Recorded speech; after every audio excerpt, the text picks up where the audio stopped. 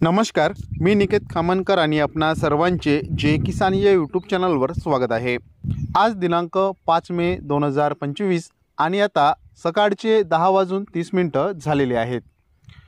मित्रहो, राज्यामध्ये बहुतांश जिल्ह्यामध्ये आपल्याला उष्णतेची लाट प्रामुख्याने पाहायला मिळत आहे आणि तापमानाचा पारा सुद्धा मोठ्या प्रमाणात वाढलेला पाहायला मिळत आहे।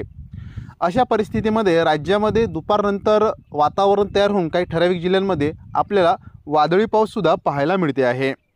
हवामान खात्याने पुढील 3-4 दिवस राज्यामध्ये सोसाट्याच्या वादळी वाऱ्यासोबत पाऊस व गारपीट होण्याचा इशारा सुद्धा दिलेला आहे। काल दिनांक 4 मे 2025 चा जर विचार करायचा झाला तर विदर्भातील बहुतांश जिल्ह्यामध्ये आपल्याला वादळी वाऱ्यासोबत आपल्याला पाऊस पाहायला मिळाला आहे। यावेळेस विजांचा कडकडाट सुद्धा खूप मोठ्या प्रमाणात आपल्याला पाहायला मिळाला आहे। आजच्या व्हिडिओमध्ये आज दिवसभरामध्ये आज दुपारनंतर आपल्या राज्यामध्ये कुठे काय पावसाची शक्यता आहे याबद्दल थोडक्यात माहिती जाणून घेणार आहोत। तर त्यासाठी हा व्हिडिओ शेवटपर्यंत नक्की बघावा। सोबतच आपल्या चॅनलवर जर आपण नवीन असाल तर आताचे आपल्या यूट्यूब चॅनलला सबस्क्राइब करून साईडला असलेल्या बेल आयकॉनला नक्की प्रेस करा। मित्रहो, हवामान खात्याने दिलेल्या अंदाजानुसार राज्यातील 3 जिल्हे वगळता बहुतांश जिल्ह्यांमध्ये वादळी पावसाचा इशारा हवामान खात्याने दिलेला असून काही ठराविक जिल्ह्यांना हवामान खात्याने ऑरेंज व येलो अलर्ट सुद्धा जाहीर केलेला आहे। ज्यामध्ये चंद्रपूर आहे, सोबतच गडचिरोली आहे। या जिल्ह्यांना हवामान खात्याने आज पावसासाठी ऑरेंज अलर्ट जाहीर केलेला असून हवामान खात्याच्या अंदाजानुसार आज दुपारनंतर खास करून सायंकाळच्या वेळेला या ठिकाणी मध्यम ते जोरदार स्वरूपाचा वादळी पाऊस होण्याचा अंदाज दिलेला आहे। विजांचा कडकडाट सुद्धा खूप मोठ्या प्रमाणात या ठिकाणी आपल्याला पाहायला मिळू शकते। त्यानंतर अमरावती आहे, सोबतच यवतमाळ आहे, त्यानंतर वर्धा आहे, नागपूर आहे।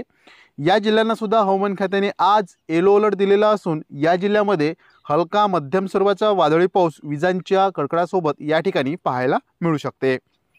त्यानंतर भंडारा गोंदिया आहे। या जिल्ह्यांना सुद्धा हवामान खात्याने येलो अलर्ट जाहीर केलेला असून या जिल्ह्यामध्ये सुद्धा अशीच परिस्थिती पाहायला मिळू शकते। त्यानंतर जळगाव आहे, छत्रपती संभाजीनगर आहे, नाशिक आहे, नाशिक जिल्ह्याचा जो काही घाट परिसर आहे, सोबतच अहिल्यानगर आहे। या जिल्ह्यांना सुद्धा हवामान खात्याने येलो अलर्ट जाहीर केलेला असून या जिल्ह्यामध्ये दुपारनंतर खास करून सायंकाळच्या वेळेला या ठिकाणी वादळी पाऊस पाहायला मिळू शकते आणि काही ठराविक ठिकाणी गारपीटीची शक्यता सुद्धा आज पाहायला मिळू शकते। त्यानंतर बीड आहे, सोबतच पुणे आहे, सातारा आहे। या परिसरामध्ये सुद्धा वादळी पावसाची आज दुपारनंतर शक्यता आहे। त्यानंतर पालघर आहे, ठाणे आहे।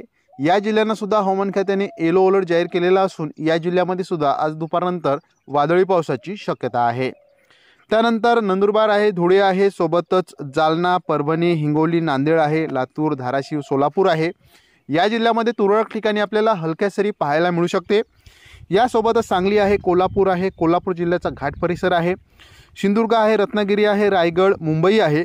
या परिसरामध्ये सुद्धा आज दुपारनंतर काही ठिकाणी स्थानिक वातावरण तयार होऊन या ठिकाणी आपल्याला हलका स्वरूपाचा वादळी पाऊस पाहायला मिळू शकते।